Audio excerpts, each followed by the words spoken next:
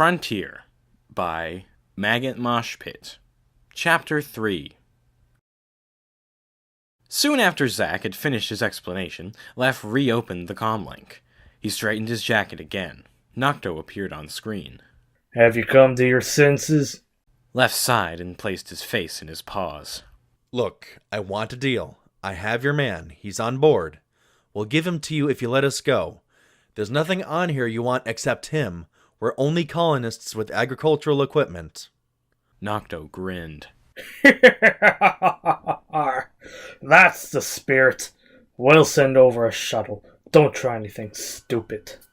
I'm afraid when you tore us from hyperspace, it damaged some systems, including the docking ports. We'll send him over on an escape pod. Nocto glared at Lef murderously. If we open that pod and find anything but my man, we'll destroy you so fast you won't have time to blink. Don't worry. Lef cut the transmission. He looked at Zack. This better work. You have the cockpit. I'll be back. Lef left Zack alone. He walked down the corridor until he reached the center of the ship, where the entrance to the largest cargo bay was. Lef made his way through all the boxes and containers and arrived at the outer wall, where one of the escape pods was. Feldo was waiting there. Everything ready, Feldo? Feldo scratched his arm. For the record, I don't think this is a good idea. I don't care what you think. Get in the pod.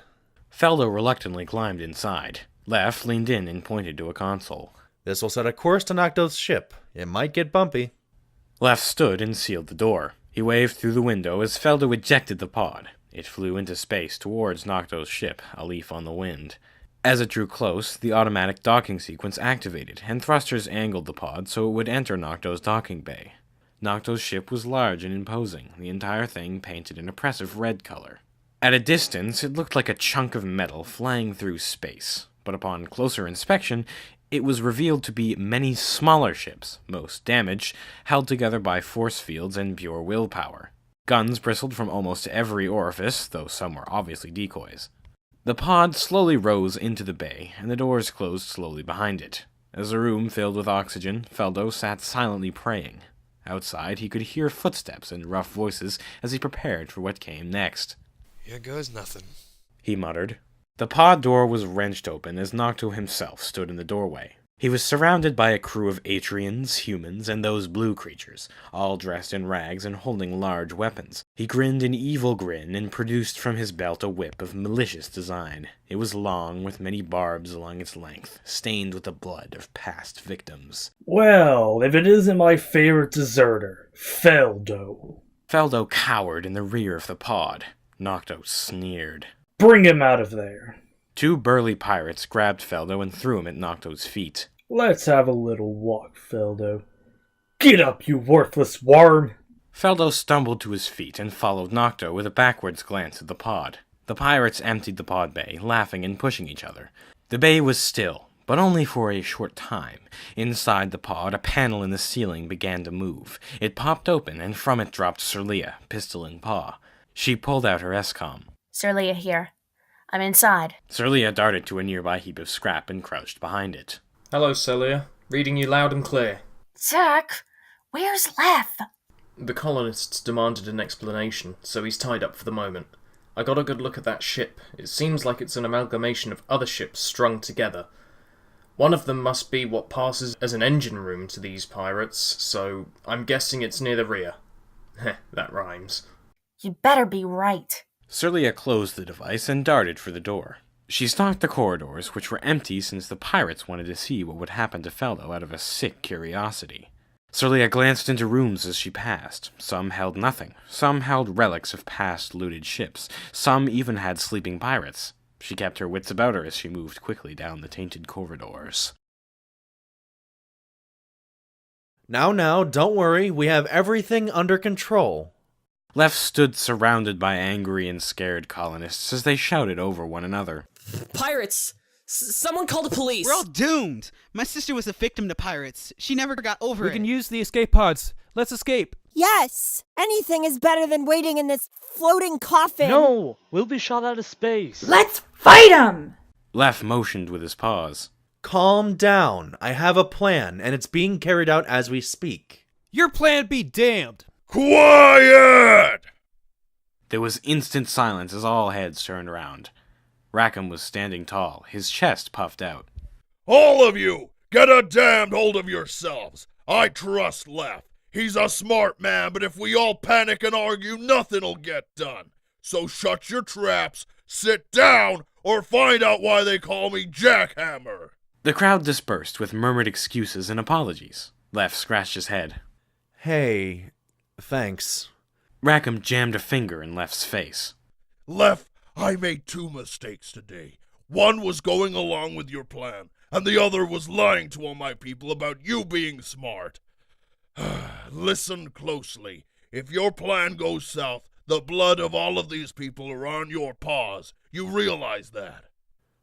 I do, but I can't sacrifice the life of someone to save the lives of others, no matter how many. I'm the kind of guy that saves everybody. That kind of thinking will kill you one day, even if we never run into any trouble again. Mark my words. He would have been tortured to death, Rackham. Don't tell me you could have that on your conscience. I guess you're right, Lef. That doesn't make it the right choice. You can't always save everybody. Rackham left to let his words sink in. Lef was nearly about to leave when he noticed Lina was eavesdropping from around a nearby door. She walked over when she knew she was discovered. I'm sorry for listening in. I couldn't help it. It's fine. Rackham's right, though. I've put everyone's life in danger. I think you're right. I don't need you telling me. Wait, you do? Yeah. Doing what's best for everyone no matter the risk? I think that's noble. Lef blushed. Thanks, Peach. He scratched his head. I have to go. Zack was poring over the scans he took of the ship as Lef entered the cockpit. He looked up. Solia is looking for the engine room now. She's made little progress. That ship's more of a mess than this one, and it's a maze on the inside, and the outside gives no clues as to its layout. Lef sat in his chair. She'll find it. Zack looked over the scans again. She hasn't reported back in a bit. You should call her and get an update. Lef reached for the communications set. Good idea. Solia was in a tight spot. As she was stalking the halls, she accidentally found the engines, their girth taking up an entire small cargo ship in the rear of the floating junkyard. She was about to inspect it when a couple of engineers emerged from a hatch, forcing her to dart between 2 engine blocks. The heat coming from them was sweltering. One of the engineers threw a wrench onto the floor. Whatever it is, if we don't fix it, we'll be killed for sure. And I'm telling you, there is absolutely no reason for the gravity to be off in the boss's chambers. Let's check the gravity plating again. They were about to crawl back into the hatch when Solia's ESCOM began to ring. The engineers froze. Oi, I think there's someone in here. Come out with your hands up. Solia cursed silently to herself, dropped her ESCOM, and made her way between the engine blocks in a flanking maneuver. The 2 engineers arrived to find Solia's ESCOM ringing on the floor. Hey, it's one of them fancy walkie-talkies. Wonder what it's doing here. Solia stepped slowly around the engine block and came out facing the backs of the 2 engineers. She drew her pistol and set it on the lowest yield setting. One of the engineers scooped up the ringing ESCOM and answered it. Hello. Who's this? Solia fired 2 quick pulses of energy at the backs of the 2 engineers, knocking them out. She retrieved the ESCOM and put it to her ear. You idiot! You almost got me killed! Solia, who was that other guy? That was a pirate. I thought I was going to call you to prevent this exact situation. Blame Zack. Have you found the engine room yet? Yes, it's a mess in here. I'm putting Zack on. He'll tell you what to look for. There was audible shuffling as Zack took Lef's seat. All right. First, I want you to find the biggest engine-looking thing in the room. Solia didn't have to look far. The largest engine took up half the room. I'm looking at it now. There should be a cylinder on the side, roughly the size of your forearm at chest level. The cylinder was covered in dust and grime, but was unmistakable. I found it. Now what? Remove it. The cylinder had a handle on it, and took some pulling before it came off.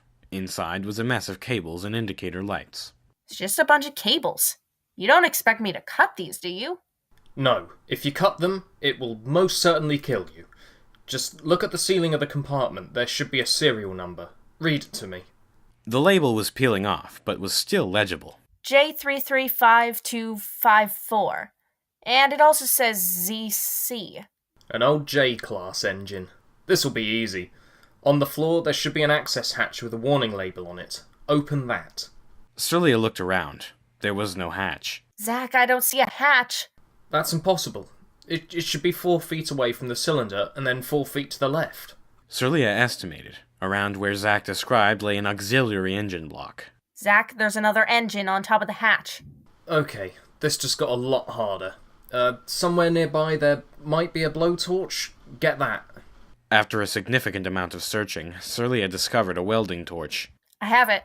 Okay, now cut a 1 foot by 1 foot square hole as close as you can to that engine. You'll know if you've hit the right spot when you see 2 large cables. The work didn't take long, and soon the cables were exposed. Okay, I see them. What's next? There's no actual way to know which cable is the right one. That would be the main power. That hatch just happened to be the only access to the main power cable that didn't have it running alongside an identical cable that controls life support. Cut the wrong cable and you suffocate. Cut the right cable and the weapons, shields and engines all go offline. Solia looked at each cable. There was no difference. What the hell am I supposed to do? Guess? If I suffocate, I'm coming back to haunt you. Geez, cut the left cable. That's my guess. Solia took the blowtorch and sliced cleanly through the left cable. She held her breath. The engines beside her went dead, and the buzzing of power could no longer be heard. Zach's voice sounded worried. Did you cut the cable relative to your left, or the engine's left? My left? No problems down there then? Looks like the main power is offline. Why?